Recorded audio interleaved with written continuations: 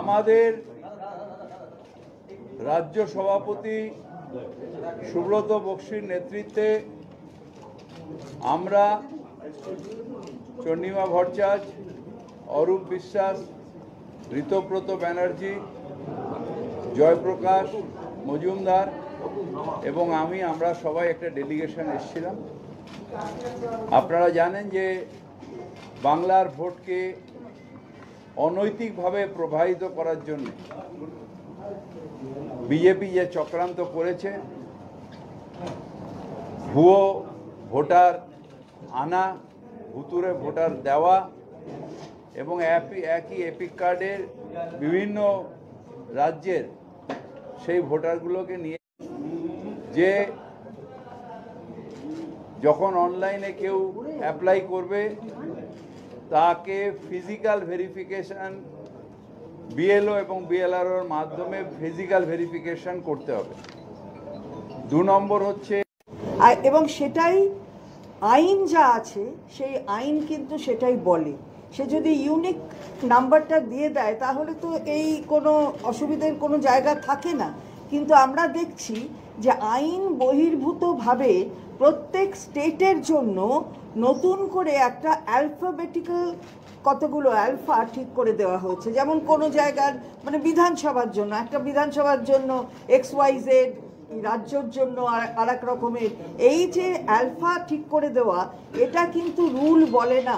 সুতরাং রুলের বিয়ন্ডে গিয়ে এটা নির্বাচন কমিশন করেছে।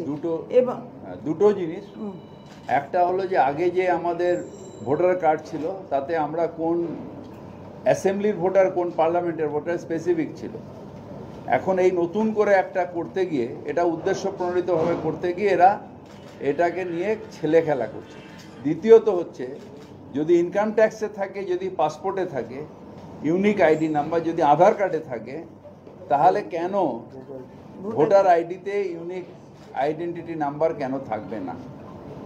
এটা আমাদের ডিমান্ড ছিল এবং এই ডিমান্ডটা পূরণ করতে হবে, নাহলে আমাদের নেত্রী মমতা বন্দ্যোপাধ্যায়ের আদেশ অনুযায়ী আমাদের বৃহত্তর আন্দোলনে যেতে হবে।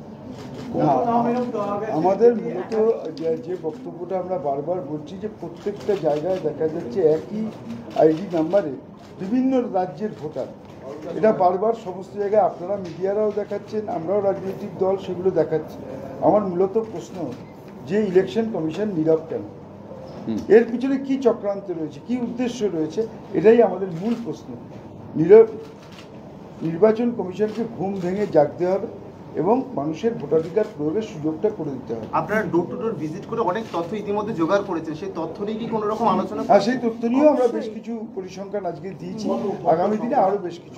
সংখ্যাটা কত? সংখ্যা হাজার হাজার হবে, হাজার হাজার লক্ষ লক্ষ। এটা একটা এক্সাম্পল সেই বিষয়ে আগামী দিনে আপনারা কি ভাবছেন?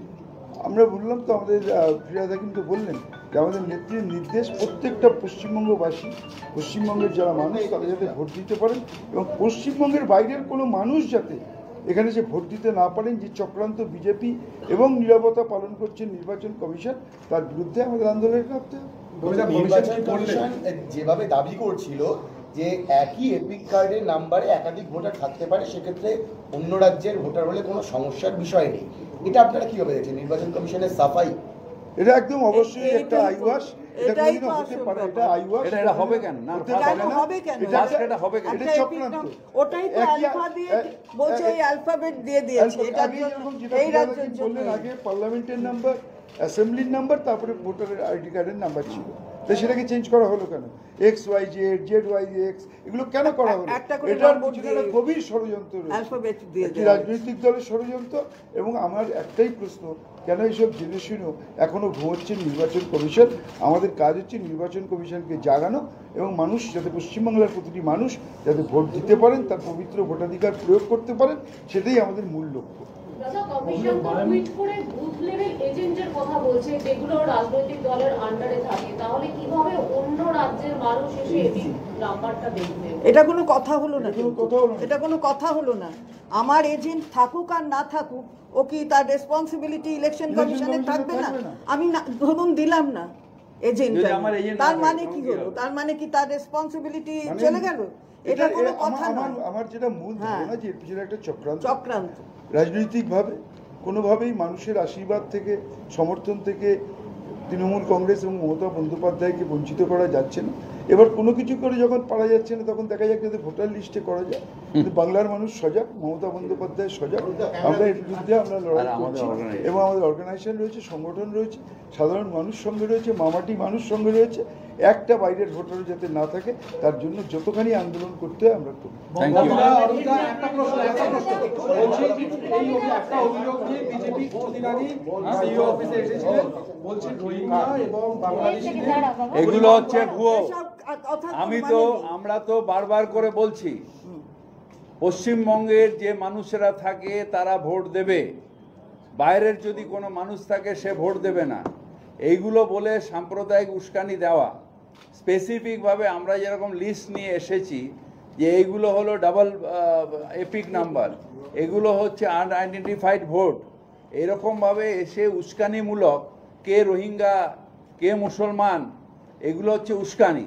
এখানে যদি স্পেসিফিক থাকে যে হোক, যদি পশ্চিমবঙ্গের বাসিন্দা না হয় তার ভোট দেওয়ার অধিকার নেই, সেগুলো ওরা করতে পারবে না। ওরা এসে এগুলোকে ভণ্ডুল করার চেষ্টা করছে।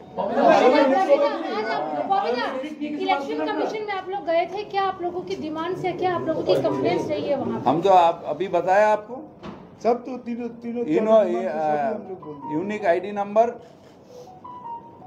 हमारा, एक यूनिक आईडी नंबर, एक है फिजिकल वेरिफिकेशन, और हमारे जो वोटर है उसके वोट अधिकार है, बाहर के वोटर के हमारे यहाँ पर वोट अधिकार नहीं होना चाहिए। और सैटरडे और जब इलेक्शन भोटार जो रहते हैं यहाँ पर वही वोट देंगे। ভোটার লিস্টে যখন কাজ চলে তখন প্রতি শনিবার রোববার হুম। বিএলও এবং বিএলএ কে একসঙ্গে বসতে হয়। অল পলিটিক্যাল পার্টি বিএলএ মানে এজেন্ট, ব্লক লেভেল এজেন্ট, আর এটা হচ্ছে বুথ লেভেল BLO এজেন্ট, আর হচ্ছে বিএলও। বিএলওরা অধিকাংশ জায়গায় উপস্থিত থাকেন না, হুম। সেটাও আমরা আজকে কমিশনকে বলেছি। আপনাদের আজকে কোর কমিটির বৈঠক হলো, মানে যারা এই ভুয়ো ভোটারের ধরবে তার জন্য তৈরি করে এইটা নিয়ে আমরা এখন কোনো কথা বলবো না, কারণ পার্টির ভেতরে পার্টির কথা আমি কথাটা বলবো। এখানে